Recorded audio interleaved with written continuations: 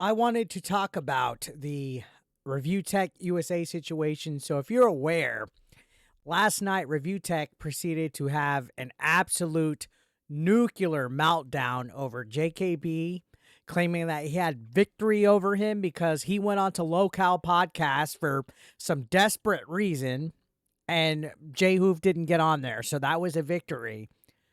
No, no, you were on Locale Podcast to have damage control, but after that, after he got off Locale, he proceeded to go live on his own channel for a couple more hours and meltdown about me. Somebody said something in the chat in regards to me, and he went on this whole tirade, which, let's go ahead, check out some of it right here so you can watch it. Sure, that was a thing, but I'll still say alleged. How about you kiss my fucking ass? It's and simple. lick my balls? Views. He's got more views on that video than he's gotten in like the past 8 fucking years when he talks about me. And that's not me being egotistical. Go look. Jay's my friend. And I actually made a check for once.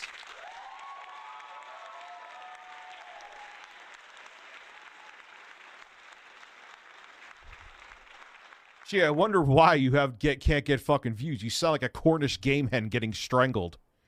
No, Jostler, thank you for not taking side. And yeah, he went on continuously. So I thought, you know what? I'm going to troll this guy. This guy called me the voice of a Cornish game hen. He was starting to do little petty high school insults, saying that Jay Hooft is my butt buddy and making all these weird insults and comments. It was just kind of like, okay, I'm going to go in there. I'm going to say, hey, thanks. I got the clip needed. I'm going to make content out of my haters. That's exactly what I'm going to do. And I made the clip yesterday, but I made this tweet. This tweet, I think, was an absolute banger tweet, guys. If there was ever a banger tweet, it's this one right here, because in the middle of his tirade, the segment that got me the most, that made absolutely no sense to me at all, was this one. So let's go ahead. We're going to roll it.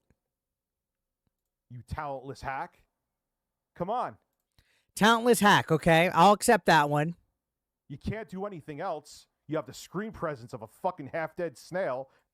I have the screen presence of a half-dead snail, but this is the guy that every fucking 2 minutes he does this on stream. He'll be talking, then he just does this.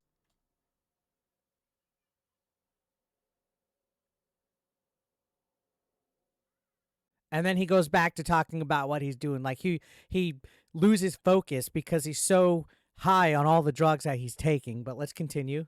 Come on here and talk. Come in here and talk. So I have the screen presence of a snail, and I can't do anything. But he really wants me to come on to his channel and talk, right? Doesn't matter if I'm sober or not. Probably being stoned is probably holding me back a little bit, unfortunately. It's so bad with the drugs that he has to tell his audience it doesn't matter if he's sober or not, guys. Somebody needs some fucking help. Look at that. He's spacing out right there. You're another one. This puts food in my kids' mouths, too. Don't put the fat shit aside. This puts food in his kids' mouths. I've never once attacked his family. I've never once did anything that was a half-truth or a half-lie. Everything that I've posted on the internet was screenshots of tweets, Facebook posts, and more that he has done.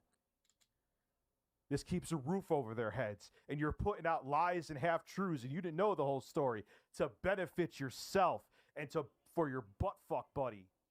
It was never to benefit myself, and that butt-fuck buddy is a friend of mine that I went on to defend and make content defending. I knew you were stupid. You believe that Trump actually got the election stolen from him, you smooth brain asshole. So what does Donald Trump have to do with anything? Regards if I vote for Trump or not. What does Donald Trump have to do with anything with this whole situation?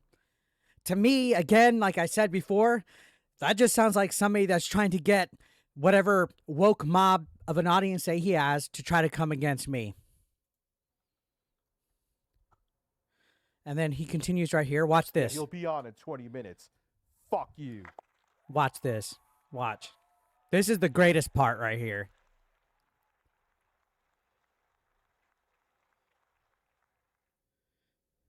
Where'd you go? Where are you, buddy? Where'd you go? Where are you, buddy? First of all, why am I going to get on your thing, controlled by you, where at any time you can push the mute button if I say something that you don't like?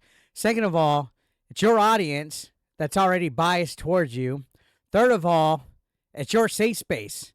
You're awfully brave when you want me to be in your safe space. And just because you decide to unblock me all of a sudden and demand that I come on your stream and talk to you, I'm supposed to jump and do it? Who the fuck are you? I'll come on when I want. Or you know what? Better yet, why does that have to benefit your channel? You come on to mine when I want. Come on the show. Have a talk where I'm actually in your fucking face. In your face? I'm not in your face. I'm over the internet. Again, you're brave on Zoom. Here's the dilemma, and this is similar to when Keemstar was actually mad at ReviewTech not too long ago. ReviewTech only wants it on his channel, so he benefits from it. Remember when Boogie and Some Ordinary Gamers went on ReviewTech stream and Keemstar got absolutely pissed about it? It's because Rich knows what he's doing. He wants all the views and stuff. And yeah, okay, later he said he'd end the stream and come to my channel. Again, I'm not doing it on his time. He's doing it on my time. He spent almost 2 hours, 3 hours, whatever you want, sitting on the internet, being a crazed, unhinged lunatic like this, instead of putting his children to bed. He's a father. This is a father, ladies and gentlemen. Come on. A father who said that life was too rough and that he needed to take a break, and he didn't end up taking it. In fact, he's back on usual, sitting on his ass, e-begging every night. And then here's the cherry on top. You fucking hack. Melonie Mac won't fuck you, you fucking simp. Melonie Mac won't fuck you, you fucking simp. What does Melonie Mac have to do with any of this? I'll tell you what Melonie Mac has to do with any of this at all, honestly.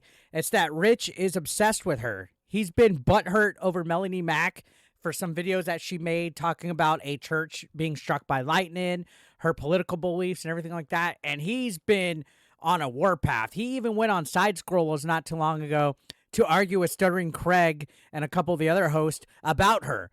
A little 90-pound woman has this much power over big old, strong, manly Rich. He's such a weak individual that he's letting people's difference of opinion, political beliefs get to his head that much to where a situation has absolutely nothing to do with him, that he just randomly brings her up. And not only brings her up, he brings her up in a sexual situation, saying that because I believe in Trump and that I'm this and I'm a right-wing guy, that I'm trying to simp for Melonie Mac.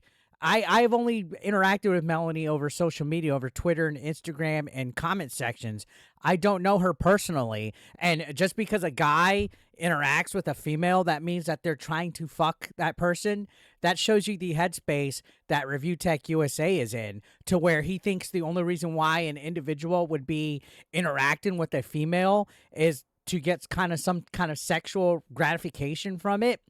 Again, ReviewTechUSA is a grown man. He's a father, and that's what he thinks of females. He has a daughter, and that's what he thinks of females. That, oh, you're a simp, and Melonie Mac is not going to fuck you. That's where you're going with it? When she had nothing to do with this argument, you're that butthurt and obsessed over Melonie Mac that you bring her up into this. So, yeah, of course not. Of course I'm not going to go onto your live when you're in your feels. You clearly are in your feels at that point. It would be pointless to come on there because A, you wouldn't want to talk things out logically. B, you would be blaming every single thing on me. You are definitely in your feels. It was on your space with your fans that were just wanting toxicity at this point, and it made no sense to come on and talk to somebody. And I'm not going to do things on your time, especially when the insults that you're throwing out are fueled with hatred. You truly are going through some tough times right now, and you need some help, man. To where you tell your audience it doesn't matter if you're sober or not, that to me, that's a clear red flag that you need some help. Hate to see it.